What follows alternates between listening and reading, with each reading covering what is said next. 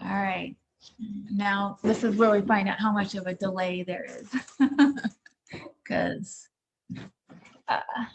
yes, I think there's a couple minutes. Anyway, hi, everybody. It's Friday, so it is time to do some art journaling with me at Craftiness. I'm Inherit. If you haven't joined me before, I'm going to make a painty mess in my journal today, but I hope you're all well and enjoying this beautiful California spring weather. It's gorgeous outside. I'm going to switch to my document camera so you can see my, I just switched it out to a new setup so that you're supposed to be able to see all of my book, but I moved it. So anyway, hopefully you can see most of it now, fortunately. What I'm going to do today is start with a page. So this is a page that's watercolor here, and then it's this canvas. This is my Dina Wakley,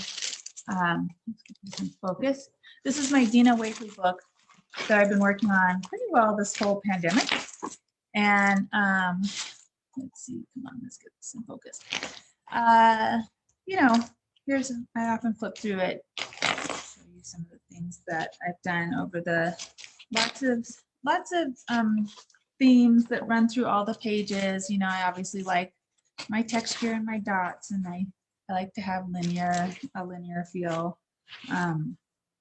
Here's one of my favorites. I just love how the colors clash but also work together. Let's see, get some detail in that. I don't know. How's the focus? Oh, can't tell. Anyway, I did have someone ask me about like this layout. Some of these I did for classes, so I don't have videos online for them. But so this is the Mixed Media Journal from Dina Wakley. And so it's got all these different pages in it. This is the watercolor paper, and this is the canvas paper. And I went ahead and I pre-gessoed it. And you can see that when you do that, you get a lot of shrinkage, right, with the size of the page underneath it. And so I pre-gessoed it so that it did that shrinking beforehand, before I put my artwork on it. And I did both sides. So I gessoed both sides and let it dry. If you don't do that, you get this, where it shrinks when you do your artwork, and then you get, that's an actual valley, a pucker in my work. And not a lot bothers me when I do my work, but that and things pulling up off my page bother me. So I learned from that, and I started pre-gessoing my canvas pages. In the her blue book, I think she has a denim page, and I would do the same thing with that if I was going to work on it, because it bugs me that much. So today I'm just going to work on these two pages. It's actually been a little while, so let me think about where I want to start. What do I want to do first? This is right on top. This is one of my new stencils. This is Stamperia. Pretty sure it's logged and on the website. Take a look. And news that I use. Okay. Some modeling paste, molding paste. The stencil. Yeah, it's also red because I used it with a red paint already, and it stained it. And you know me, I don't clean my stencils, so it stayed that way. So this one's nice because I have a bunch of different textures in one place. So I can come in and create this scroll texture on the corner. I'm just using a spatula that I got from Home Good. Not to encourage you away from the brands that I carry, but some of these tools that they market are available as home good supplies at a fairly reasonable price at things like Tuesday Morning and that sort of thing. So if you don't have the budget for, little sponges from Jane Davenport, then keep an eye out at some of those discount end places because they have stuff like that. Easy to pick up. Okay, so there's that. Can you see how, hopefully you can see how there's no puckering happening because it's already done all its shrinking and is now ready to accept.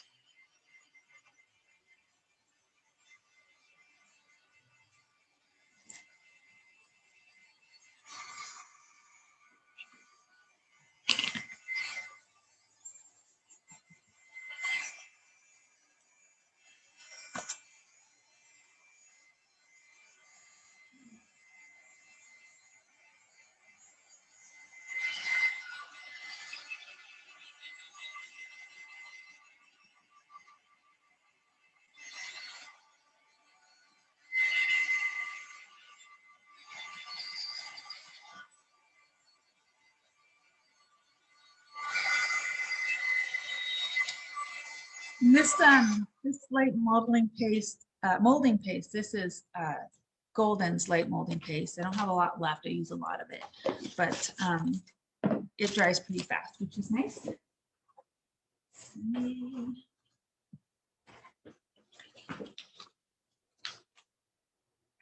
All right, I'm throwing down some Tim Holtz Distress Paint, Mermaid, Lagoon, that fun stuff.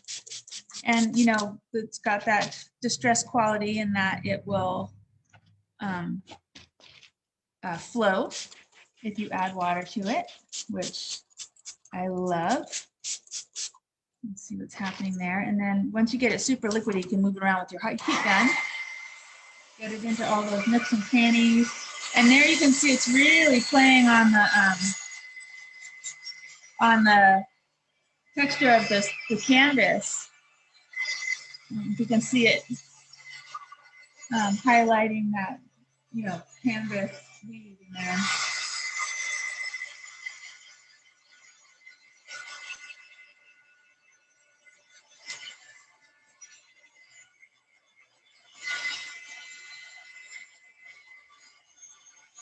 And don't forget, 1 o'clock, I'm going to do my product live. Last week I missed it because my daughter Tabitha had her wisdom teeth out and ended up meeting me at home. So, which I should have anticipated, but not. So I'm sorry that I just didn't show up.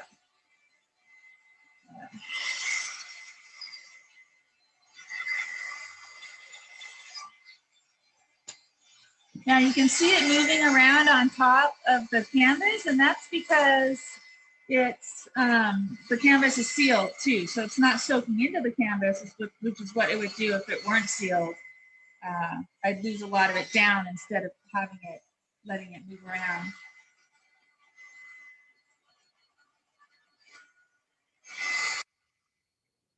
And this is the Tim Holtz stuff. It is an acrylic and will be permanent once it dries.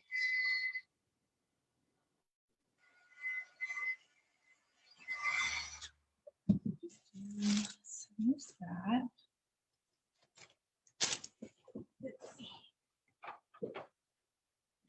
This is Seth Apter's dye ink. This is the color turquoise. I guess I'm feeling a little blue today. Now this is a dye medium, so it's a dye ink, which means it's water soluble even after it dries. So it'll be permanent as long as it's dry, but once you, if you get it wet again, it will rehydrate and move around and tint whatever you put on top of it. So just know that. But look at it's doing with my texture here. I love it. Really highlighting the swirls I got out of that stencil. And remember, these are both the same stencil, got totally different textures out of different corners of it. This stencil here, the one with the clock, from Stamperia, my Stamperia inventory.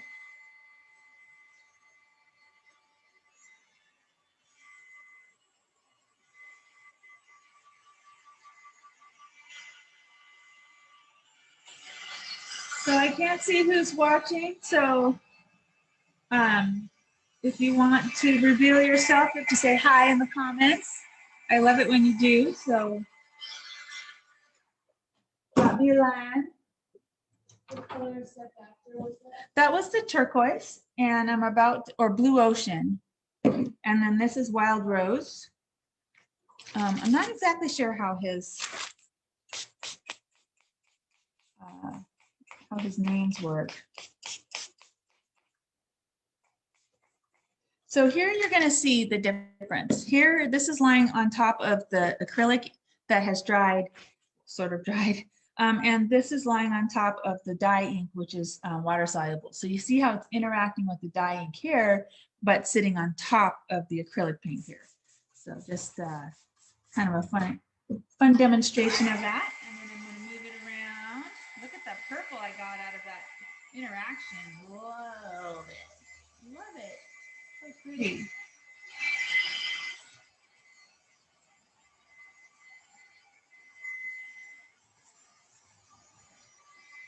You may have noticed that I missed my Wednesday craft hour too. I was at a virtual conference all week, and there's something that happens to time and space when you have to be on Zoom all day.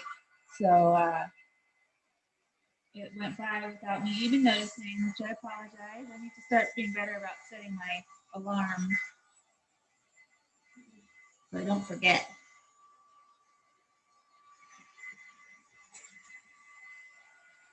Of course, when you're working this wet, you end up drying a lot. I'm going to add some more texture in a second. Spread this around.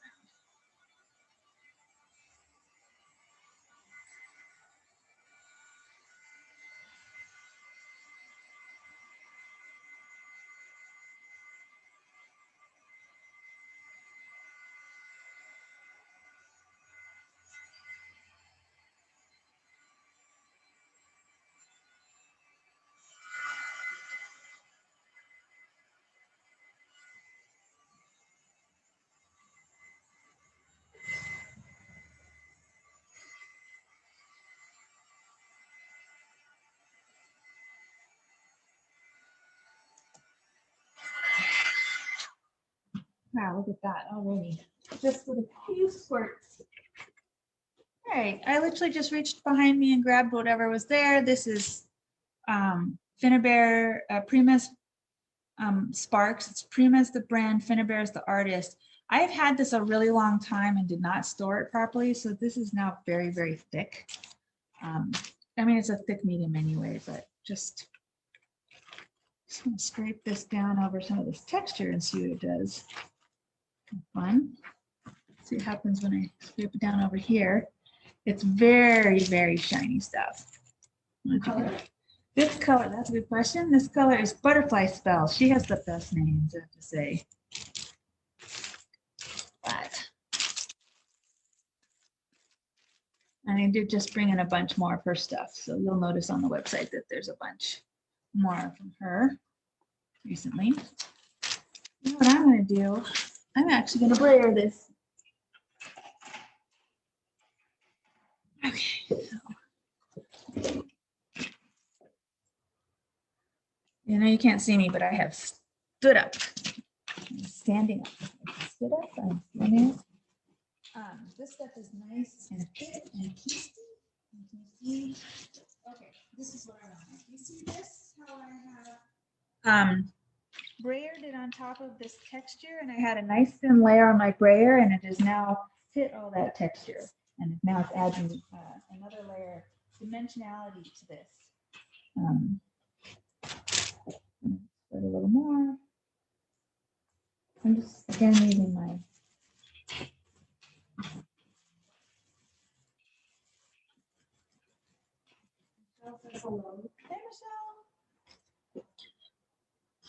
My comments are not refreshing very quickly. I missed that. All right, so here's something to see. This is the watercolor paper. It's hand-pressed watercolor paper that Dina has. She offers it as sheets as well.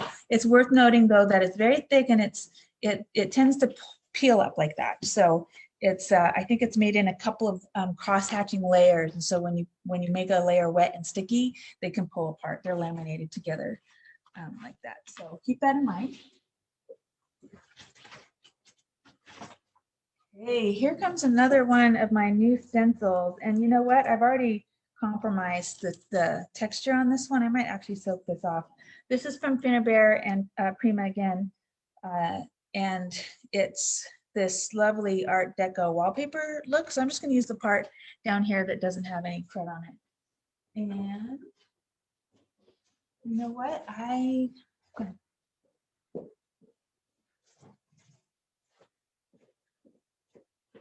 left my favorite tool and one of my favorite products on the other table. This is Finnabair's icing paste in her vintage or antique gold. It's named two different things in two different places. So on the website, it's named both of them, antique, vintage or antique gold. And I'm just gonna scrape it through this one. Ooh. Yes, yes, I like that a lot.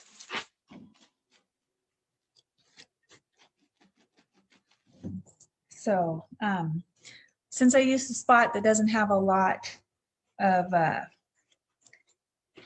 crud on it, I got a nice crisp impression because it's basically a very, very new stencil. So I should get something good out of it. All right, so there's that one. I don't know if you, hopefully you can see the gleam of this stuff. I love this paste. It's just so bright.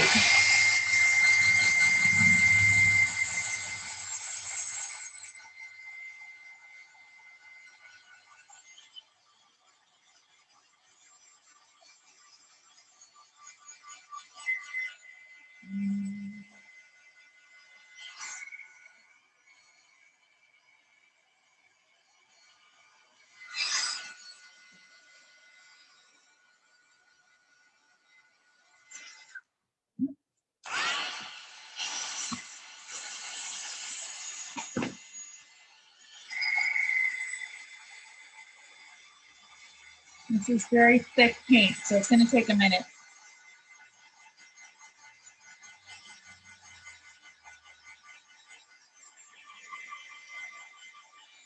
Now it is worth noting that this stuff is it's pretty thick, but there is a little bit of a liquid quality to it. So in some of these places where it was really stark, where the image was really stark, in the time that it's taken me to do this, it has softened a little bit. And some of the image is melting into itself. So that's something to keep in mind with the icing paste. They're not completely frosting thick the way some of the mediums are.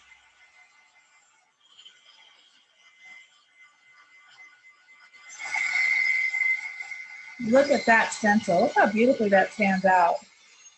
That is impressive.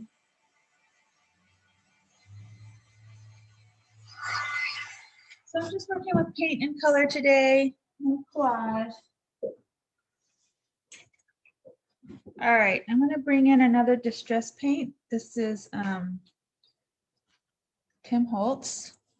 I'm going to put it down, move it around a little bit, spray it, get it a little wet, see what happens.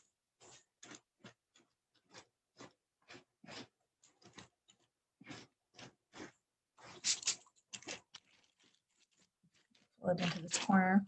It's gotten a little abandoned back there.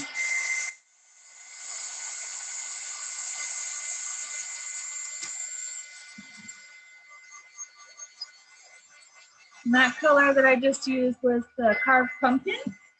One of his colors. You know, the nice thing about Tim Holtz is that all his colors are the same across his medium. So you can get carved pumpkin in his distress pads and in his spray inks and his markers and his re-inkers. Right. I guess I'm going for a little bit of a rainbow theme today. Here, this is Seth Apter's dye sunflower. Pretty, pretty, pretty.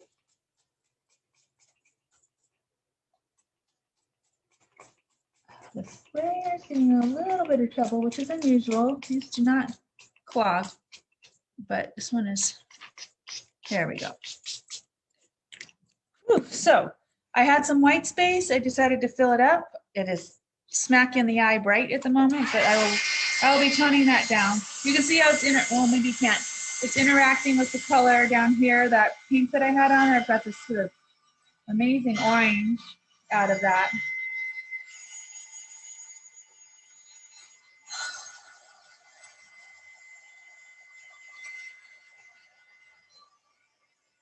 And if you're a Seth Actor fan, you should know I have all his new stuff in stock. All his new, or I should say in the shop. It's not on the website yet because it literally just came in. And I have been, you know, doing this conference, so I haven't been inventorying this week. This is the Liquitex ink. This is a bottle that came, it was broken, so it ended up in my stash. Oh, I'm using up my water. So this is an acrylic ink. It's going to sit on top and dry. It's going to dry permanently. So look, it's going to get in there and highlight some of that texture for me. And you can spread it around. You can water it down and spread it around a little bit. Just part of what I like about it. Let's see what happens if I add it here on this blue. We're in the new line, right? Yeah, I ordered all the new colors. They're not out till like June, I found out. I went online to order them and I was like, where are they? So they've got a bunch of new colors coming out. 20 new colors coming out. Really excited about them. Really pretty colors. But not till June.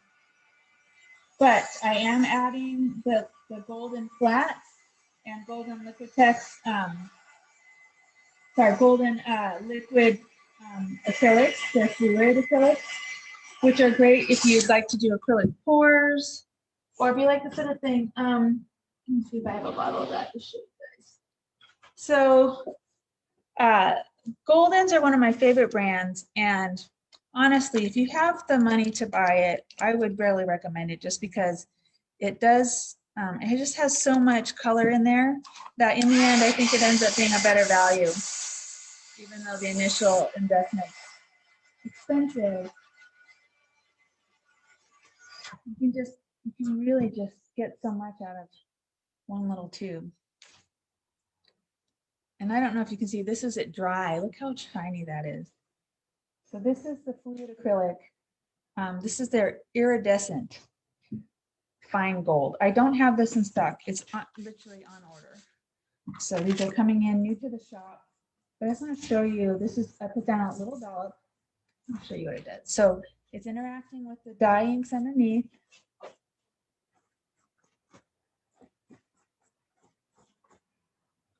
But I don't know if you can see the mic. You can actually see it sort of floating around in there. Like, that's how intense that is. And then the coverage, where it's thicker is opaque, and where it's thinner, it's a little translucent. And you see how that color rehydrated when I sprayed it with, when I added a liquid on top.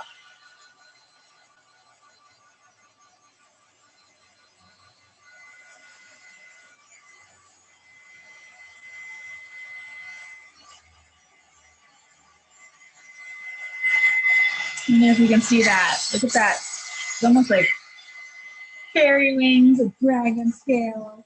What I've got going on this page. All about the glamour today. The gleam, got a bunch of gleamy bits on here. So I've got the sparks, which is this rose color.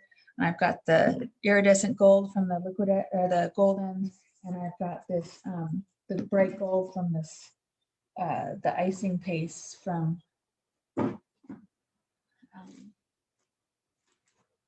Finnabair. I'm gonna, let's see. So this is my own color.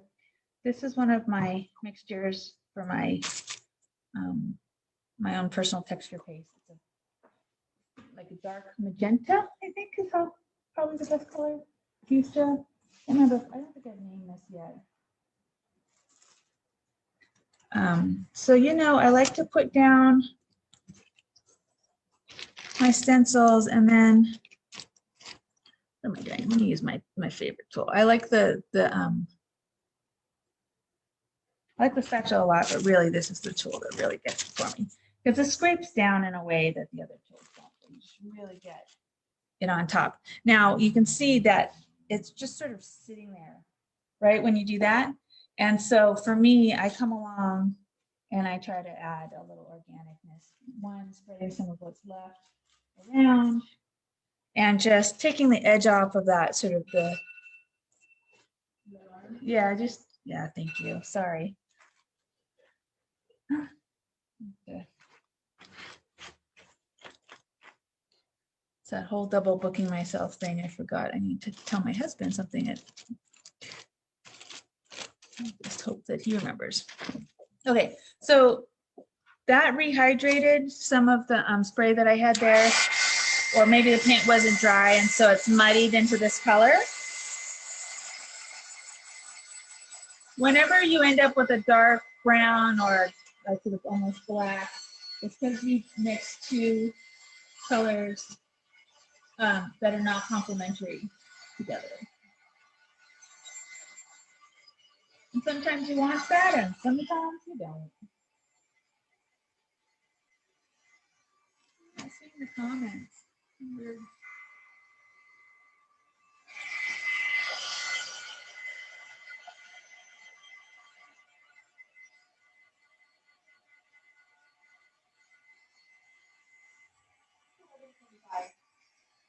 What? 11:26. Okay.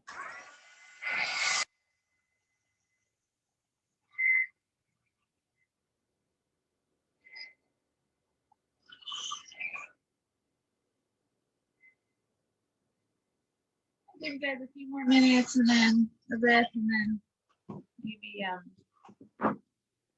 leave this for next week, build up there. I'm going to go back to this. So one of the things I really like to do is repeat motifs over and over again in different layers. So I have this down here. It's gotten obscured by a little bit of things, of some, some of it's gotten obscured by the layers that I put in. So I'm going to go in and put in another set of these scallops.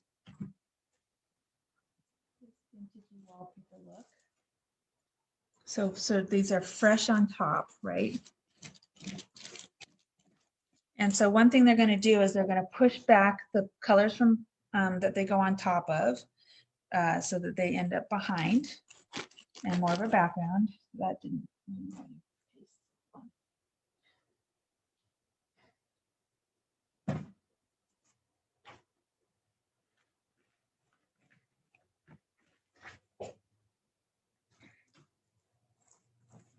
Every layer you put on pushes the layer from before down and back, and it coalesces. So, this is a way to get something that feels a little disjointed and to give it a little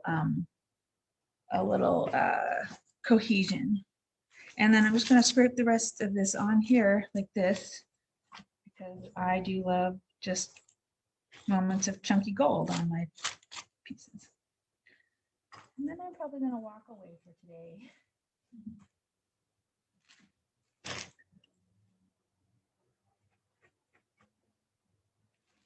I think she says as she gets more and more into it. You can tell I'm into it when I start banging the camera with my head. All right. So I think what I'm going to do is next week I'll start. This is that icing paste. And I'm just putting in big smears of it. All right, I'm going to start here next week, and I'm going to clean this up a little bit. I'm going to defy my nature and clean it. And then I'm going to come back to this and add some more layers with it, maybe different mediums. I'm not sure. Let's see, let's do this. Anyway, so I hope you like that. Hope it gave you some ideas. I, for one, am feeling despite all the zooming, I did come away very inspired and energized by the classes we took, and I'm excited to make some changes and kind of get back in the saddle in terms of offering classes and things to do. Don't forget to join us at 1. We're going to do a product reveal. I've got a box to open for you guys and things to show you. So I hope to see you then. And I I don't have appointments tomorrow, unfortunately, because I'll be out of town, but you know, I will have next week's appointments up soon, and you can always Facebook message or Instagram message me. And if it works out for me to come in at a special time, I can do that for you too. So let me know, be in touch, but also be safe. We're almost there. The finish line is in sight. So hopefully, hopefully soon we can all hang out again. All right. Stay well, craft on, everybody.